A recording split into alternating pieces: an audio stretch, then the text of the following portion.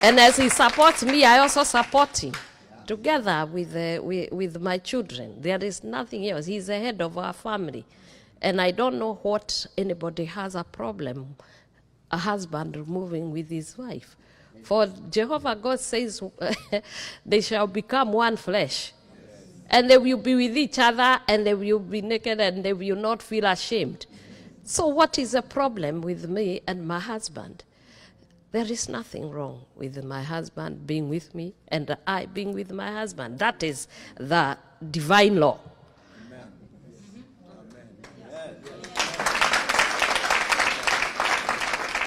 The other thing is that family values must be entrenched in our societies. What are you suggesting? Yeah. We are there praying for marriages every day in the churches. And what are we praying for? We are praying for families to be together. Right now we have mental illnesses, mental health, coming from broken families, separating families. And I think that is one of the areas that our country need to address, as well as nations of the earth. And that is why sometimes when he gives me to speak, he's not giving me to speak because I don't know, I had I sit. How can you sit on a man like this? This is a man who is causing a whole nation not to sleep.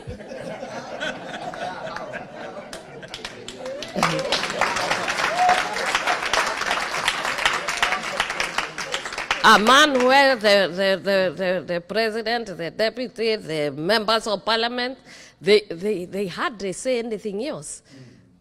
I also listen. I hear they are always talking Wamunyoro. Wamunyoro, everybody is talking Wamunyoro. Is that a man you think what they are saying? You are such liars.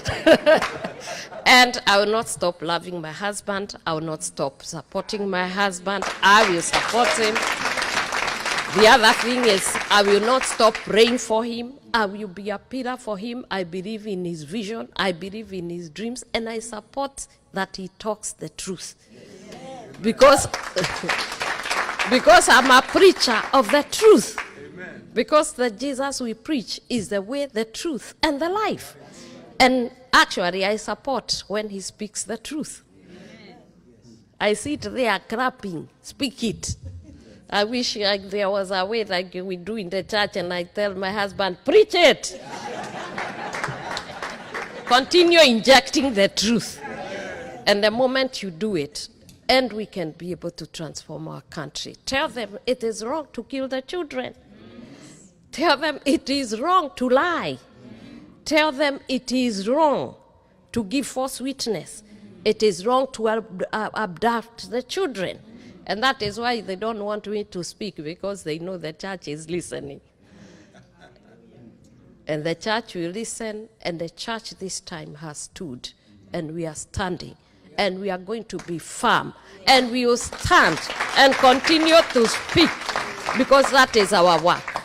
Our work is to make sure we are telling them the truth, and we are telling as it is. Yeah? We shall not worship idols.